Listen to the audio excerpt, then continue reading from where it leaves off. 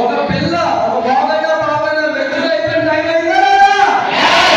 అంటే మనం అంతా సీనియర్ కంపెనీలో ఉన్నాం అంతేనా?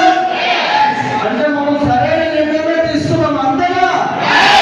మరి ఆ నిర్ణయాన్ని మనం ఏ విధంగా వాడుకుంటామో మనందరికీ మన సీనియర్స్ ప్రతి ఒక్కరు మనలో ఉత్సాహం తగ్గినప్పటికే ఒక ఈవెంట్ క్రియేట్ చేస్తున్నారు అంతేనా?